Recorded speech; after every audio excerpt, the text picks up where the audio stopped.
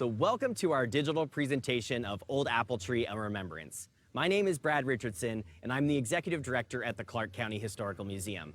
Now, today, we're honoring the memory of our old apple tree, which has been a constant part of our history for roughly 194 years. Now, right now, I am standing in front of one of the old apple tree's descendants. Now, our program today is going to feature local historians and storytellers guiding us through all of this important history. But before we get started with our program, we want to thank our generous sponsor, RealVest. Without RealVest's support today, we wouldn't be able to make this program happen. We also want to thank generous support from the City of Vancouver. They are an additional sponsor for today's program. And we also want to mention Wager Audio. Without Wager Audio, this digital feed wouldn't be possible, and so we really want to thank them for that. So if you have any needs for digital programs or events, you should definitely check out Wager Audio. So now, let's get to our first speaker. It's my great honor to introduce Clark County historian, Pat Gelada. Pat is going to guide us through the tale of our old apple tree. Take it away, Pat. Hello, I'm Pat Gelada, and I'm here to talk about the history of the tree. And the history of the tree starts with a love story. A young British soldier, Lieutenant Williamson, was given a party to say goodbye in London before he departed for the wilderness of Fort Vancouver. And at dessert, they had an apple, and his sweetheart took the core of the apple and handed it to him and said, "Here, when you reach your new home in the wilderness, should you ever think of me, plant these seeds." So he departed. He came to Fort Vancouver. And some weeks later, he put on the jacket again for the dinner party.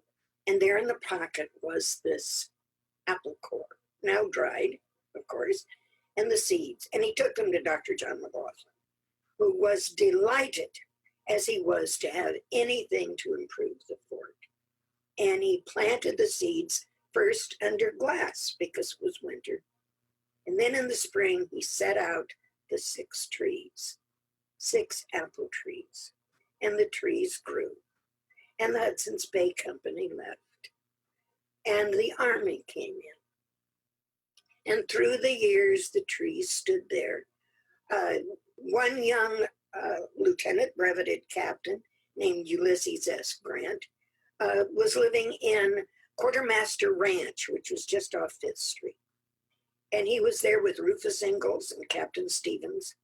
And he wrote to his wife, Julia. And in one letter, he mentioned that out the back door of his house, he could see the apple trees that the Hudson's Bay Company had planted. And he moved on to bigger and better things. And came the Depression, and General George C. Marshall, arrived to command the barracks. They needed the land that the trees stood on. And so he ordered them removed. And soldiers began to cut down the trees. And they came to one, and in the tree was a nest with hatchlings in it. And they went to the general and they said, "Can we leave this tree until the hatchlings leave the nest, until they're ready to fly?" The general certainly can. So that tree stayed. And by the time the nestlings flew away, they'd forgotten all about it and moved on to other things. And so the tree still stood. Gradually, other trees in other places were planted, and Washington State became known for its apples.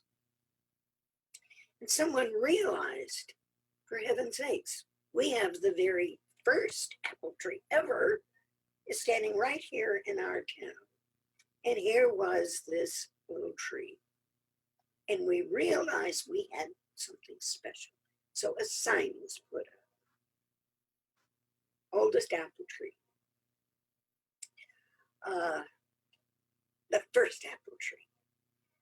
It's not that our apple crops all sprang from that tree, but it's just that was the first one. And it did show how well apples can do in our climate. The tree has been threatened, was threatened many times. The most devastating threat, however, was the 14, State Road 14, because it was going to take out the tree. And the people of Clark County rallied around our old tree, our old friend.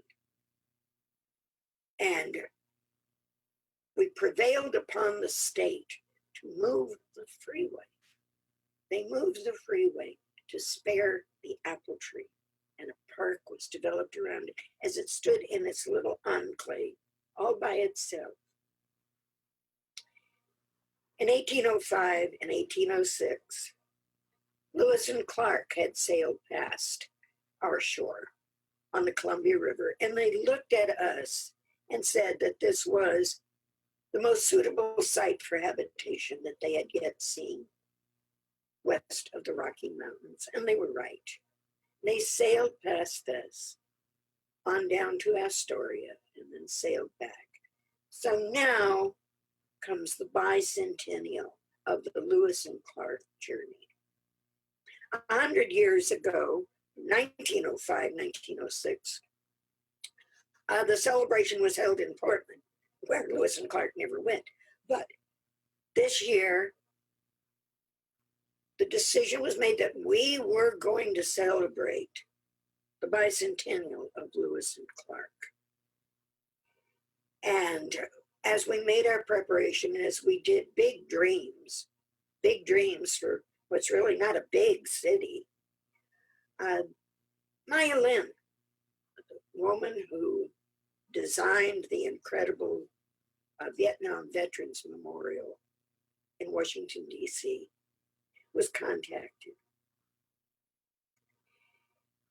and asked to design something for Lewis and Clark. Well, she was not particularly interested in that until we began to talk about Lewis and Clark from the First Nations point of view. How the people who were living along the river saw Lewis and Clark and what it meant to them. And then she was interested. And then was born not just Vancouver, but the whole idea of a confluence. In other words, where the rivers would come together, where Lewis and Clark would, the Snake and the Columbia and the ocean, where the waters met, where the confluences, and there would be placed monuments where these rivers, where these waters met. And what should be done here? A column, a statue of Lewis and Clark. But no, this was Maya Lin after all. And she developed the idea of a land bridge, a bridge reconnecting the land, the National Park Service land, the Fort Vancouver land, connecting that with the river. And thus was born the idea of the land bridge, which we now see crossing the 14 and joining the land with trees and plants growing on this land bridge. And it reaches ground on the south side of the freeway. It opens up into the old apple tree park. So the apple tree is again joined to the rest of Fort Vancouver out of its little enclave where it sits. If you go to that little park, as you leave, do look up at the railway sign over your head, and it says Old Apple Tree. That's so where the engineers know they're coming into Vancouver when they reach that sign that says Apple Tree, a part of all of our lives here in Vancouver. But it was such a special tree. Mr. Kornberg, who was a horticulturist, took many cuttings from the tree, planted them, just as he did with the witness tree. Other people, I'm sure you've heard from them, have talked about taking cuttings and planting the tree everywhere. There is one that stands by the Clark County Historical Museum on the north side. It's getting old itself now. It's been there for just a look since the 1950s, that tree, and it does still bear apples, as did the old apple tree. They taste rather quincy. They're a baking apple, kind of sour. I understand horses love them. One of our curators at the museum lived near horses and would take apples from the tree to the horses. Another tree stands at the what I call the Potato Patch Monument, the monument that stands on Fifth Street, dedicated to the potato patch that Ulysses S. Grant started. So here and there around the county are scions of the old apple tree. Each year we celebrate the tree, and we had apple pressings, and people could have cuttings from the tree to take home and plant. Where those are, they're all over. It would be nice if people who had cuttings from the tree would let us know, and we could kind of keep a directory of where the tree is. And slowly we began to realize that this tree indeed had lived past its prime, and things happened to it. The trunk split. We had people come to rescue the tree. We actually did surgeries on the tree, braces to keep it standing, to just make it last a little longer. And a little longer the tree stood. And then they realized that the leaves were wilting. The main veins running up through the tree that brought nutrients from the roots were cut, and the tree was doomed. But what they saw around it were shoots coming up from the roots, little saplings, little efforts to live by this valiant old tree, sending up sprouts. And ordinarily you'd cut those off, but now they saw this was connected to those ancient roots, the struggle to survive for the old tree. And they kept them, and they groomed them. So now the tree has been declared dead. What will happen to it? Well, part of it is going to be taken off and kept by the National Park Service. But the rest will be left as nature would have intended, to decay and feed those new shoots, the new life that's coming up from our old friend. So though it's been declared dead, it's still saying, hey, I'm still here. Wait another 100 years. I'll be right where I was before. And that's the story of our old apple tree. Thank you, Pat, for another great local history lesson. So up next, I want to introduce Marie Nunn and her daughter, Molly McClure.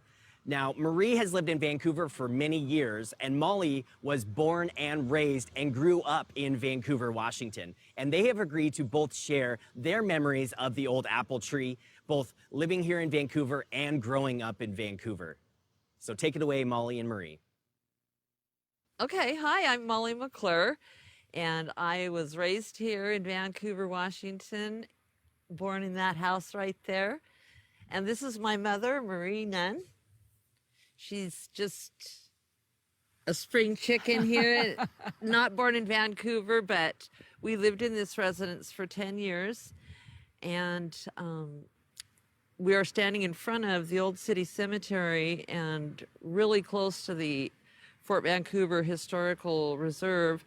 And the time that we lived here, there was no Highway 14. There was a boat launch down by the Columbia River, and the old apple tree was right across the street.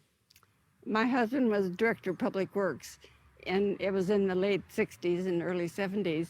They presented her with an apple pie from the apple tree. I worked for the city of Vancouver, and we did a lot of fun events down at the park and stuff. And I think the freeway being built around it is so cool, as well as, you know, the confluence that goes over the freeway. I did not realize that the old tree had passed on and left its babies, but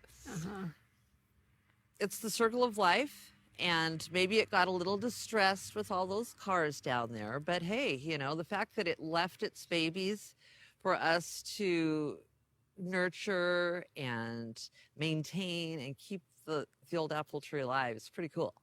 And it gives something for our young folks to hang on to and put a date to and try to keep that thing going.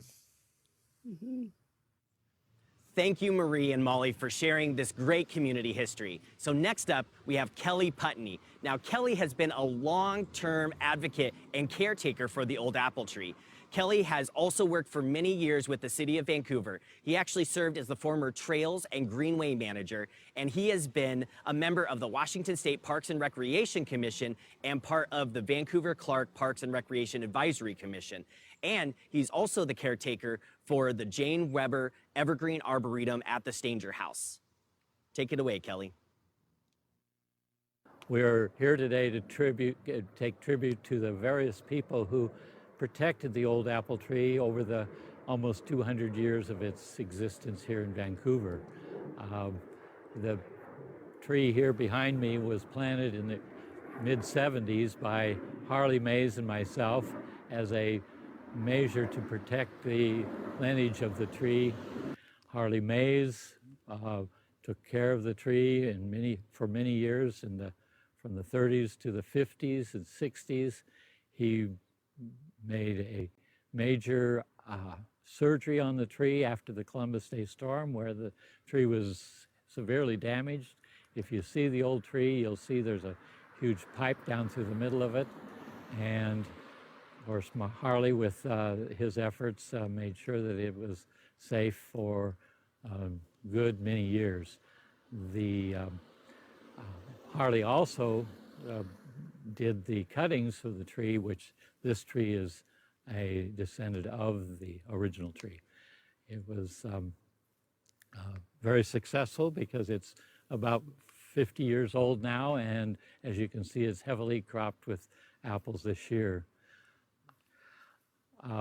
In the early 70s, the Washington State Highway Department was considering a widening of the I-5 freeway and SR 14. At that time, they had recommended that the tree be moved to a new visitor center up at Clark College. At that time, they asked me to propose a method of moving the tree to that location. I got the plans going. The department did the major interchange design, and a group of individual citizens stepped in, known as the Home Orchard Society, and objected to the idea of the tree being moved, as they felt the tree was as much important in its original location as it was to be alive. So they stepped in, went to Washington, D.C., and recruited Senators Jackson and Madison to save the tree in its present location. At that point, the two senators stepped in and proceeded to have the design for the interchange stopped and redesigned, which included a apple tree park and the tree to stay in its original location with much fanfare around the tree itself. At that time, they also committed to an overpass from the apple tree to the Fort Vancouver, and that promise was later carried out, as we know of the land bridge that Maya Lin was involved in designing.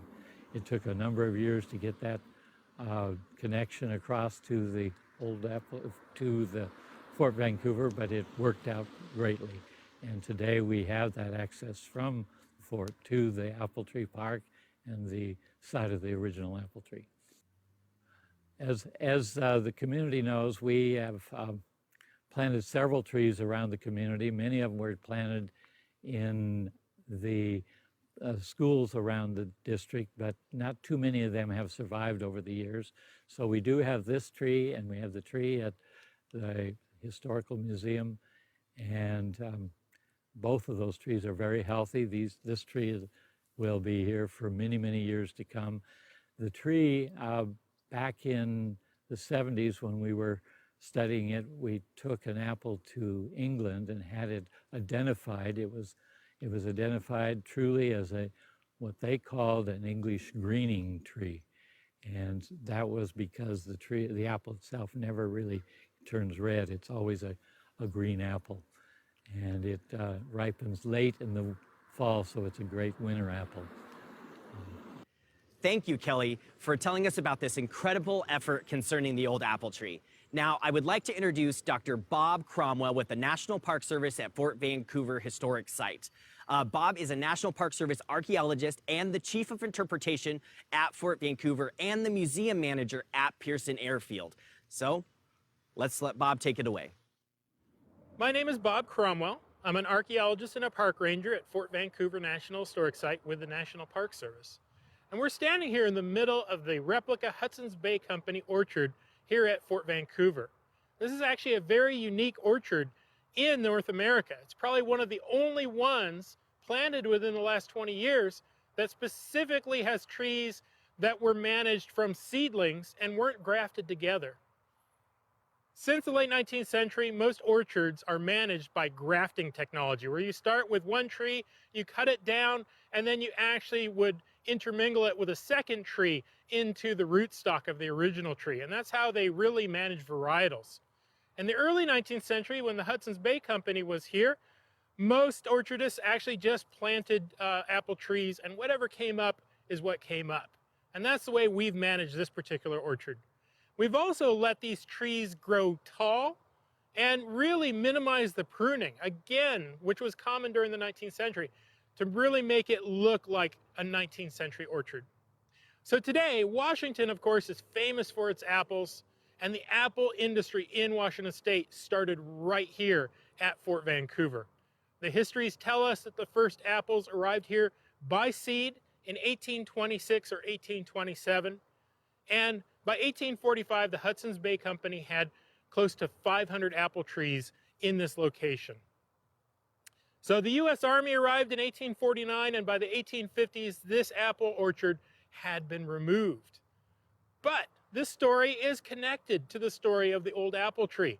Interestingly, the old apple tree, which is about half a mile to the southwest of us here, was planted in the Hudson's Bay Company village area.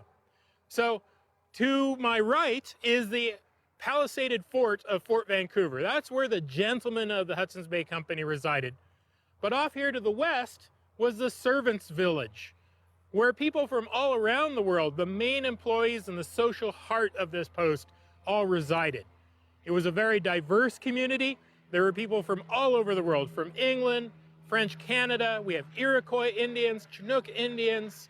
We have Native Americans representing over 30 different tribes, all living and residing together in this one spot. And they worked a variety of jobs. And interestingly, where the old apple tree was planted, through archaeology in the 1980s, they were able to verify that more than likely that tree was planted in the yard of a house associated with the village, which actually had an Englishman living in it by the name of John Johnson. And he was a cooper or a barrel maker. And interestingly, his wife was named Marie Umpqua. She was an Umpqua Indian from southern Oregon. So it just shows you that diversity. And it's interesting to think of this diverse household actually managing one of the first apple trees in the Pacific Northwest. Now, what's interesting is after the Hudson's Bay Company left in 1860, the U.S. Army, which established Vancouver Barracks, really systematically tried to remove all signs of the Hudson's Bay Company, including this orchard. But the old apple tree, because it was probably growing in isolation in that village, was left alone. So it survived, and it became really the only surviving above ground element of the Hudson's Bay Company, which has been celebrated ever since its discovery as the oldest apple tree in the Pacific Northwest back in 1911. So the National Park Service has been integrally involved in trying to interpret and preserve the old apple tree in partnership with the City of Vancouver. Old Apple Tree Park is actually managed by the City of Vancouver, but the Land Bridge Trail, which crosses Park Service land, ends up at Old Apple Tree Park. And it's this resource that we know was associated directly with the Hudson's Bay Company. So over the last 2 decades, the National Park Service has actually brought in experts in cultural landscapes, as well as orchards, and folks who actually have experience managing historic apple trees in efforts to try and preserve the old apple tree. In 2009, a big windstorm knocked over a big limb off of the old apple tree and really threatened its existence. And working with the city since then, the Park Service has gone through a lot of efforts to try and preserve the tree and extend its lifespan as long as possible. We even purchased and installed a black security fence that is currently around the old apple tree. So the tree has been important to the National Park Service, and we will continue in our efforts to assist the city to continue actually interpreting that site and that park. We're working with the city. I'm a member of the Old Apple Tree Research Team, and we're working with the city now to try and prosper some of the root suckers that are coming up out of the old apple tree. So even though everybody acknowledges that the tree that we actually associate with the old apple tree has died, the canopy has died, the leaves have dried up and all, what's interesting is it really appears that the root stock from the old apple tree is still alive. And it has sent up all these root suckers, which we've actually been working to prosper. And now some of them are approaching 7 or 8 feet tall. So we're going through the process now of actually determining which of those root suckers we will want to preserve, and we'll actually continue prospering the old apple tree. It's a new next generation of the old apple tree.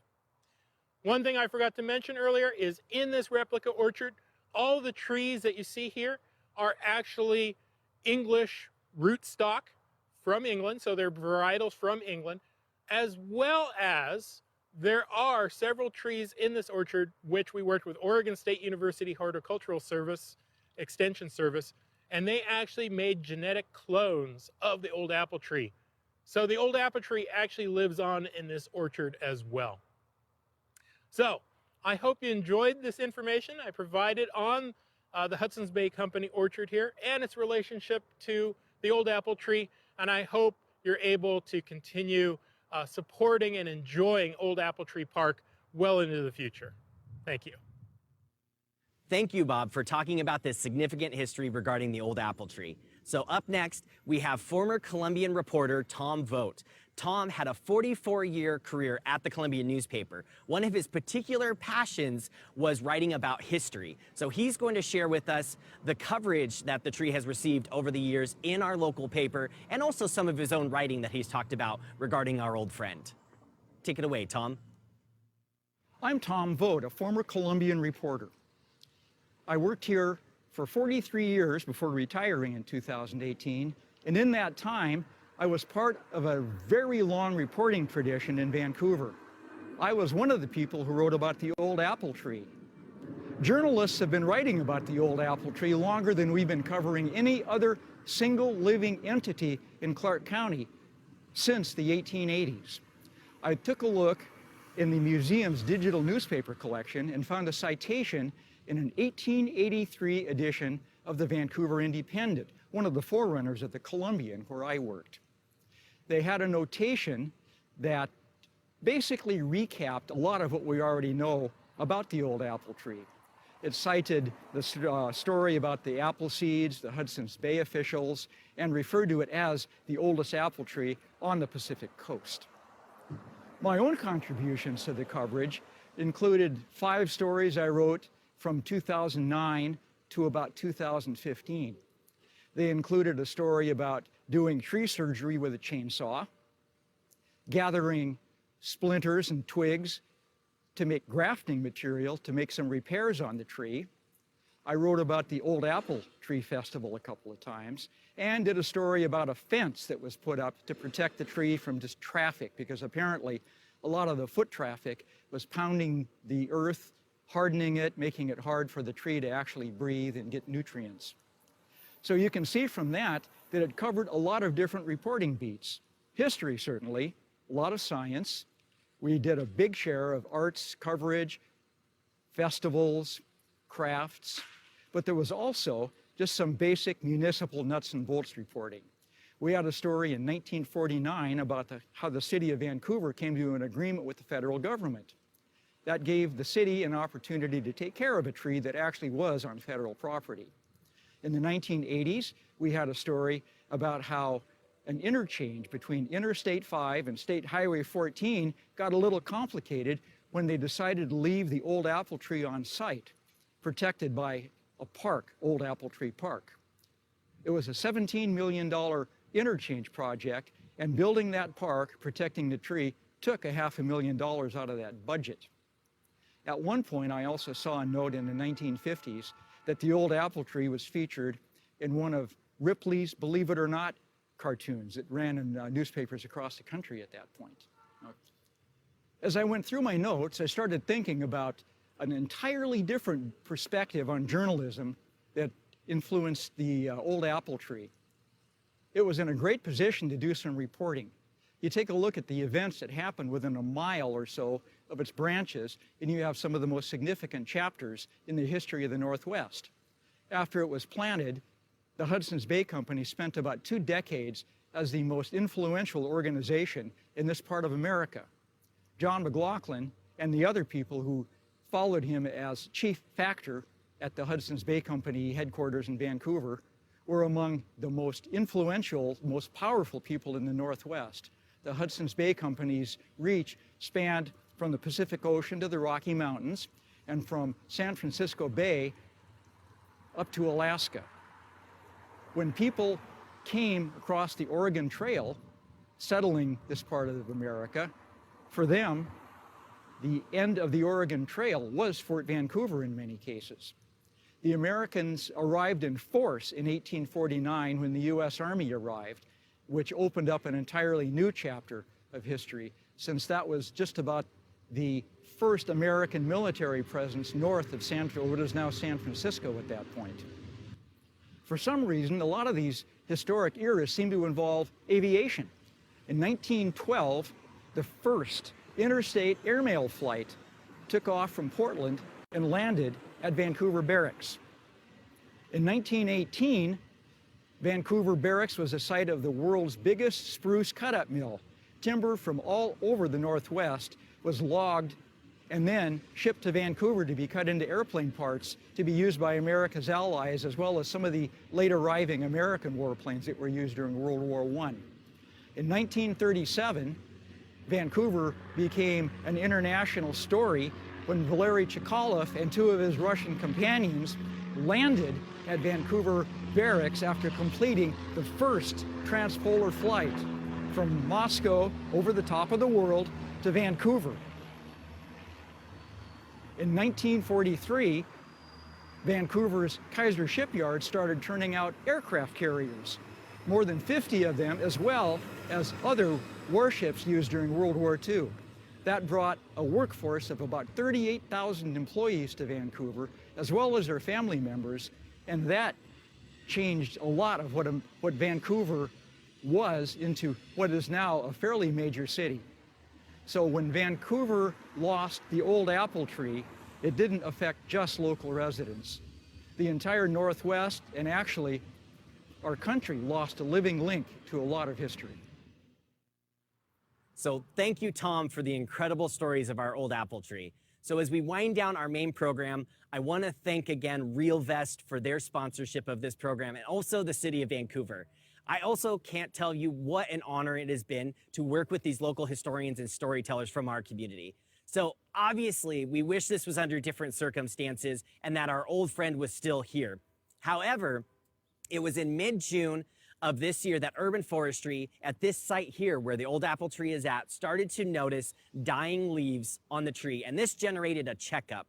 And so arborists conducted a thorough evaluation and observed that the cabium layer, I'm probably not saying that right, of the tree, which serves as the arteries that transport water and nutrients to the canopy, had been cut off.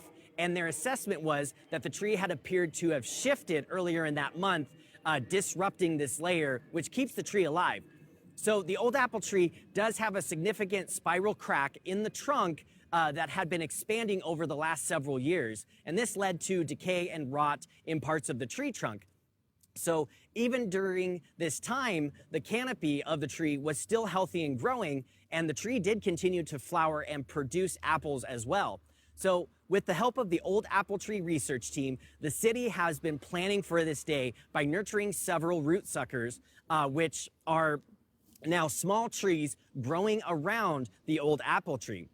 So the team has been meeting since 2009, and it's comprised of professionals from the Bartlett Tree Experts, which have donated services to the tree for years, the National Park Service, Joe Bodine, Arborscape Tree Care, and Charles Ray of the city's urban forestry. And the Old Apple Tree research team is planning for the management of the tree and the next steps to assure that its legacy lives on. Now, they've cultivated one sapling towards the center of the tree to follow the historical landscape. And the remaining saplings, they're actually going to be transplanted to the National Park Service orchard. So they're going to remove part of the tree to allow for more light for the sapling, and this part will be preserved by the National Park Service. And then this will leave the remaining shell as a visual interpretation of the life cycle of the tree and let it naturally break down within the enclosure. Now, the Bartlett Tree experts, they have donated years of service to the tree, and they have agreed to continue to do that into the future. So the city is going to continue to call it our old apple tree, and this sapling actually will be on the same root system, just a new stem. And so the old apple tree lives on also in its offsprings planted around the community. So cuttings have been obtained by arborists that have been handing them out to the public for years at the city's annual Old Apple Tree Festival. And this year's annual festival, unfortunately, has been canceled due to COVID, but planning for the 2021 Old Apple Tree Festival is going on, and it will be celebrated the first Saturday in October. So, friends, this is not the end of our Old Apple Tree, but a new beginning. And now, I want to thank you all for joining us for the program today. We really appreciate your support and your care about our Old Apple Tree, and we're looking forward to seeing our new sapling and what the future has to bring. Thank you so much, and take care.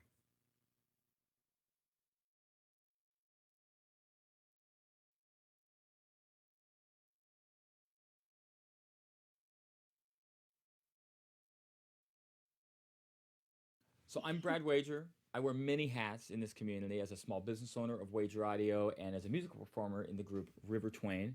You know, all my roles have some connectedness back to the Old Apple Tree. I'm joined here by my partner in crime in River Twain, Gus Reeves. And of course, Gus, do you want to introduce our special guest today? This is Mirabai Reeves, my sweet daughter. Absolutely. You know, so I was born and raised here. Gus has been moved around a little bit and been to different areas, but kind of is an honorary Vancouverite, right? Yes, I like to think so. Say, right? Definitely, definitely. You know, so I have fond memories as a kid growing up here in Vancouver and visiting with my family at the Old Apple Tree Festival and sharing that story. And I think it's just a testament to the power of this community, bringing history and our connection to the past to life through events, you know, community gatherings and all this stuff. And it's drawn us all here in this example to be together today in this forum, right, sharing our stories and kind of continuing to share the Old Apple Tree story for many years to come. So you know, as I've grown up, and I've got a family of my own too, like Gus, and it's it's fun to have been able to share the history and the new memories as our kids have grown up. You know, I get to bring my pal Gus. He's kind of an extended member of the Wager family, and he's been coming down to perform at the event with me. And you know, as Mirabai has gotten older, I think Mirabai's been coming the last 2 years. Is that right? I think she only went the last time. Okay. Yeah. Yeah. But it's been really fun, I'm right? glad she got to go. Yeah. And hopefully we're able, through the work of the tree service and the folks who are doing what they can to kind of share the memory, we'll be able to continue to celebrate, in the That's future. awesome. So I don't know, Gus. What do you guys think? What are your memories and your thoughts about what you know about the old apple tree and the history that you want to share? I love the story. The story's so romantic and beautiful, and to think that, like, such a, I mean, even just someone who likes apples a lot, like, you move to Washington, because I haven't always lived here. It's amazing. Yeah. And so, and the booming industry all coming from that one mother tree, and the story behind it is too cool. Very powerful, right? Yeah. I thought it was the old daddy tree. Yeah. No, it doesn't. Well, I'm so. Yeah, is it the mommy or the daddy tree, Brad? I think they call it the mommy tree, is how they describe it. Yeah, that's the way I've heard it. It's of course. So, as we look back, right, 200 years. We're looking back at the origin of this tree, like you touched on, Gus, I want to encourage, folks in our community to remember, that their actions and the actions of this young man and this young woman, right, remembering each other through the core and the seeds of this apple, right, a world away, and that they can have just such a huge ripple effect for many years to come, right? Yeah. So I want to encourage our friends and neighbors, when you go out into the world on person or online, that you just do your part, right, to share encouragement. And, Gus has a great song from years ago that I want to quote where he said, the parts make up the whole, so you can make a difference. And I want to just encourage everybody to go out into the world and create the kind of positive ripples in our community today that'll influence, inspire many generations to come. Yeah, plant positive seeds. Yeah, that's beautiful, man. Thanks, y'all. For sure. My name is Jenny Thompson, and I work with the Police Activities League here in Southwest Washington, and I'm here to share with you my story of the old apple tree. Now, I didn't grow up here in Vancouver, but I love history, and Brad, he knows this about me. I grew up in a small town about 4 hours north of here, and history was a huge part of our community. And so when I moved to Vancouver, it made me just as excited to hear that we were a town steeped in such rich history. And one of my favorite stories that I've heard over the years is the one of the old apple tree. Now, one of my friends, Tyler Shavers, has already shared most of that stories, and I'm sure you know it better than I. But for me, the apple tree gives me hope. And it also is a piece that has become a big fundraiser for us here at PAL, because of the Apple Tree Marathon Half K and full marathon that we do in partnership with Y Racing and Peace Health. And it's pretty cool because we actually get to run by that tree every single year. And this year's the third annual event. Even though it's virtual, many of us will still try to find a way to run by that tree. So, although I don't have a personal huge connection growing up here, I love the old apple tree. I love the stories I get to hear. I love the history that we have here in Vancouver, and that's part of it. It's pretty cool that we have the oldest apple tree in Washington State, if not maybe the country, and that it produced fruit for so long, and it makes me sad that it's no longer with us, but I'm grateful that it has its children and grandchildren that are living on. So thank you for hearing my little bit of story, my memory of the apple tree, and hope you have a great day. Thank you. Hi there. We wanted to share our memories of the old apple tree. And for many, many years, our family has gone down there, my son Trenton and my daughter Taylor, to visit the tree. Yes, I remembered our family memories of going there, and we're sad to have it gone. Yeah, we're really sad that it has died, but we will go around and visit the siblings that it has. So thank you for giving us this opportunity. Bye. Bye. Hi, Carissa with Y Racing Events here, and just reflecting back on what the old apple tree means to Y Racing Events. I feel it means a sense of community. We've built an amazing relationship in our community with Peace Health around this apple tree. We've built an amazing relationship within our community with Police Activities League, thanks to this old apple tree. And we get to work with some pretty amazing community leaders because of the old apple tree. That, to us, with Y Racing, that is a very, very important part of what it is to be a big part of the community, and we feel fortunate for that. With that being said, we're really fortunate that we get to at least have a virtual Peace Health Apple Tree Marathon, Half Marathon, and 5K this year. With uncertain times that we live in, it's scary to think that so many things are being canceled and we're not able to do the things that we normally get to do. And we don't get to do the event like we normally get to do, but we do get to have a marked course thanks to the city of Vancouver and Fort Vancouver and all the amazing people that work in our city that are allowing us to mark the course for you all for a whole week. So we hope that you come down to Eatery the Grant House and start your marathon, half marathon, or 5K. So there's so many other things that are going on that weekend. So September 19th through 27th is going to be the event week. We thought, you know what, let's not just give it a weekend like we normally do. Let's give you a whole week so you can do lots of fun things within that week. So you could run the half marathon, the marathon, or the 5K. You could also do what we're calling our marathon challenge. So you can run a marathon over the period of those 9 days. Break it up. Do it 5 miles, 3 miles every day. Break it up so you meet that challenge of running your first marathon. Maybe you just aren't ready to do a full marathon and you want to do it over a number of days. So pick the marathon or the half marathon and do the marathon challenge with us. Our other pretty exciting challenge that we are looking at doing that we are going to do for this event is Portland versus Vancouver 5K challenge. We want to see which city is the fastest. So let's go Vancouver, let's get all signed up. Let's see, can we take on Portland? Can we take on Portland city leaders? Can we take on their community event organizers? Let's see who the fastest city is. With all that being said, we're pretty excited that we get to do a walk through history with you all here in a couple of weeks for the Peace Health Apple Tree Marathon, Half Marathon, 5K. Don't forget, kids 12 and under run the 5K for free. Make it a family event, bring your kids out. Spend the time with them, and we hope that you guys all enjoy the event as much as we do. And Old Apple Tree, we're going to miss you. Thank you. My favorite memory of the Old Apple Tree is the festival that they have every year. It had a great small town feel to it, and you got to make cider and bring home a apple tree start. Hi, my name is Jennifer Hawks Conwright, and I am the Development Director of Columbia Springs.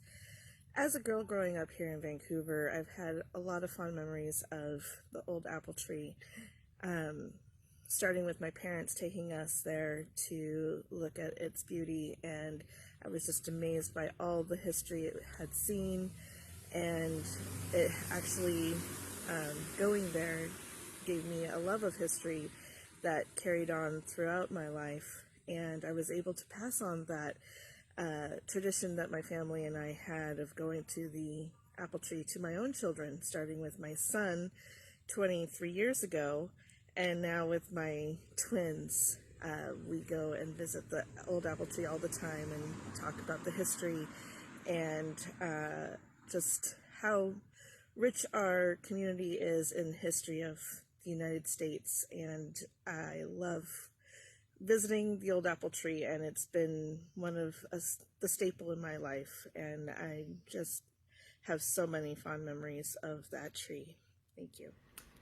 Hello, my name is Tyler Shavers, and a friend of mine from the Clark County Museum, Brad, asked if I'd say a few words about what the Old Apple Tree meant to me.